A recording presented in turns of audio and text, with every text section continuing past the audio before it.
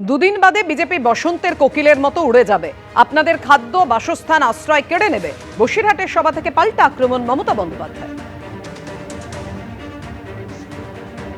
বসন্তের কোকিলের মতো উড়ে যাবে, কিন্তু আপনাদের কি হবে? ঠিকানা কেড়ে নেবে, আশ্রয় কেড়ে নেবে, খাদ্য কেড়ে নেবে, বস্ত্র করে নেবে। তাই মনে রাখবেন, তখন আমাদের গান গেয়ে বলতে হবে, তোমার দেখা নাই গো, তোমার দেখা নাই। 365 দিন থাকে না, বন্যায় থাকে না, ঝড়ে থাকে না, জলে থাকে না, দুঃখে থাকে না, শুধু লোক মারে, অত্যাচার করে, সন্ত্রাস করে আর দাঙ্গা করে। এই দাঙ্গাকারীদের একটি ভোটও নয়। মনে রাখবেন, আগুন যদি লাগে, সেই আগুনের যে শিখা, দেখেন এটা কার বাড়ি, ওটা কার বাড়ি, আশেপাশে সব জ্বলে যায়। আমরা বলেছি যারা অনুপ্রবেশকারী তাদের বাইরে বের করে দেব, কিন্তু যারা শরণার্থী তাদের নাগরিকত্ব দেওয়া হবে। সংকল্পপত্র প্রকাশ করে আর কি বলেছেন অমিত শাহ?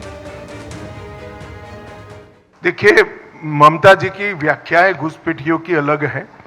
मैंने जो कहा है, जो भारत के नागरिक नहीं हैं, ऐसे सारे घुसपैठिए हैं, उनको हम बाहर निकालेंगे और शरणार्थियों को नागरिकता देने का काम करेंगे। दो अलग व्याख्या है, घुसपैठिया और शरणार्थी।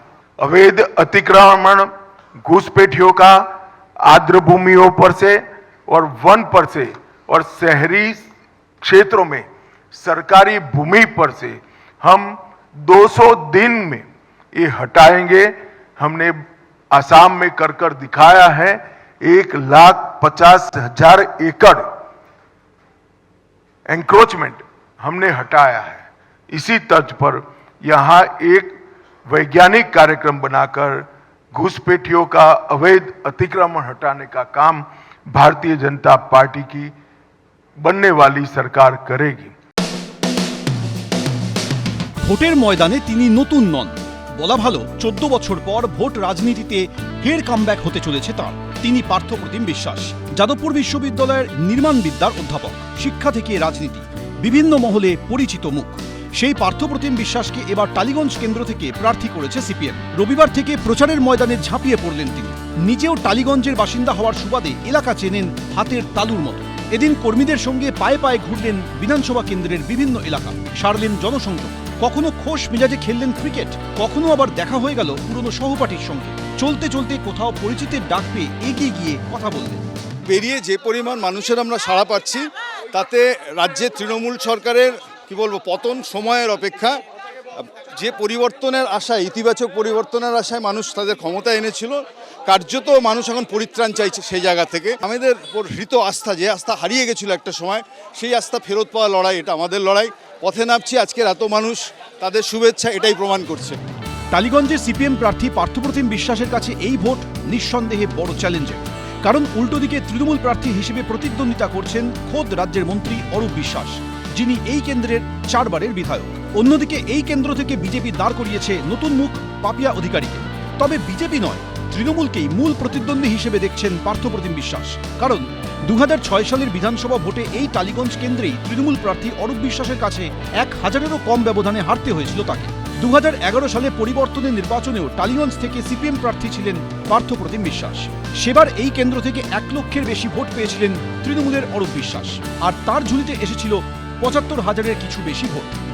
বিজেপিও ইজ নট দ্য অল্টারনেটিভ, ফলে বামেদের আবার চায় মানুষ, সেটাই অন্তত পক্ষে আমার মনে হচ্ছে যে প্রাথমিকভাবেই এখানে প্রতিপক্ষ রাজ্যের মন্ত্রিসভার সদস্য বলে এই লড়াই অনেকটা সহজ, কারণ মানুষকে রাজ্য সরকারের সার্বিক ব্যর্থতা বোঝাতে গেলে সিম্বলিক কতগুলো মানুষের নাম যদি করতে হয়, ফিরহাদ হাকিম, অরূপ বিশ্বাস, এই ধরনের শোভনবাবু, এরা হচ্ছে প্রত্যেকে রাজ্য মন্ত্রিসভার গুরুত্বপূর্ণ সদস্য। ফলে যে রাজ্য সরকারের ব্যর্থতার প্রতীক হিসাবে তারা যত বেশি লড়েন, যে কেন্দ্রে লড়েন, মানুষের পরিবর্তন ঘটাতে তত বেশি সুবিধা হয়। আমি আশাবাদী যে এই টালিগঞ্জ কেন্দ্রে বামেদের পুনরুত্থান হবে।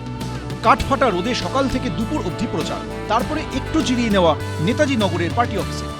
আজকে বিকেলেও আমরা এই যে দুপুরবেলা আমরা শেষ করছি, যখন আমরা আবার বিকেলের একটা প্রস্তুতি নিজেরা নিশ্চয়ই সেরে নিচ্ছি, এবং সম্ভাব্য, কারণ সময় যেহেতু খুব কম, আর টালিগঞ্জ একটা বিরাট বড় কনস্টিটিউয়েন্সি, যেখানে প্রায় 4 আর 5 9টা ওয়ার্ড, ফলে কার্যত প্রত্যেকটা ওয়ার্ডে 3 দিনের বা 3.5 দিনের বেশি সময় পাওয়া যাবে না। তার মধ্যে এই টালবৈশাখীর মধ্যে আসবে, অনেক দিনের প্রচারই ভেস্তে যায়, বিশেষত বিকেলে।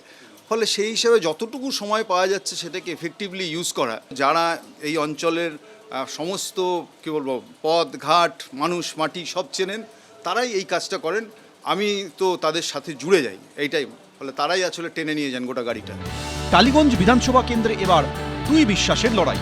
কথায় বলে বিশ্বাসে মিলায় বস্তু, তর্কে বহুদূর। কিন্তু টালিগঞ্জ কেন্দ্রে এবার দুই বিশ্বাস, দুই মেরুতে। এখন সাধারণ মানুষ কোন বিশ্বাসে বিশ্বাস রাখবেন তা জানা যাবে 4 মে, বিধানসভা নির্বাচনের ফল বেরোনোর দিন। সত্যজিৎ বৈদ্য, এবিপি আনন্দ। বাবা শ্রীরামপুর লোকসভা কেন্দ্র থেকে তৃণমূলের হয়ে 4 বার জিতে সাংসদ হয়েছেন। সেই হুগলি জেলারই উত্তরপাড়া বিধানসভা আসনে কল্যাণ বন্দ্যোপাধ্যায়ের ছেলেকে প্রার্থী করেছে তৃণমূল। জোড়াফুলের টিকিট পেয়েই জোর কদমে প্রচারে নেমে পড়েছেন কল্যাণ পুত্র শীর্ষণ্য বন্দ্যোপাধ্যায়। এত বছরে ওনারা কল্যাণ ব্যানার্জিকে সামলাতেই হিমশিম খেয়ে গেছে। ওনারা ভাবছেন যদি এবার ছেলেও ময়দানে চলে যায় তাহলে আমরা মানে ভরাডুবি হয়ে যাবে। সেই জন্য ওনারা এসব আপাতত বলছেন। যারা সত্যিকারের প্রকৃতভাবে রাজনীতিটা করতে চান তারা রাজনৈতিক ইস্যুতে কথা বলবেন। আমি আমার বাবার অভিজ্ঞতা থেকে শিখেছি, বেশ করেছি তাতে। এসআইআর এর পর পশ্চিমবঙ্গের ভোটার তালিকা থেকে প্রায় 91 লক্ষ নাম বাদ গেছে। যদিও নাম বাদ নিয়ে খুব একটা ভাবতে রাজি নন বাবার মতোই পেশায় আইনজীবী উত্তরপাড়ার তৃণমূল প্রার্থী। এই যে 32,000 নাম উত্তরপাড়া কেন্দ্র থেকে বাদ দিয়ে দিল, সেটার জবাব ইলেকশন কমিশন অফ ইন্ডিয়াকে দেবো আমরা। আর কিভাবে দেব? আমরা নিজেদের ভোট শেয়ার বাড়িয়ে, আমাদের ভোট পার্সেন্টেজ বাড়িয়ে এবং ভোটিং মার্জিন বাড়িয়ে এই মেসেজটা দিতে হবে ইলেকশন কমিশন অফ ইন্ডিয়া যারা বিজেপির হয়ে কাজ করছে, যে আপনারা ভোট কেটে দিলেও মানুষের সমর্থন মমতা বন্দ্যোপাধ্যায়ের পক্ষেই থাকবে। উত্তরপাড়ার তৃণমূল প্রার্থীর পূর্বসূরি তৃণমূলের বিদায়ী বিধায়ক কাঞ্চন মল্লিকের নামে তাঁর এলাকায় পড়েছিল নিখোঁজ পোস্টার। সেই অস্বস্তির জেরেই কি এবার কাঞ্চন মল্লিককে আর প্রার্থী করল না তৃণমূল? ইঙ্গিতপূর্ণ মন্তব্য শোনা গেছে তৃণমূল প্রার্থীর গলায়।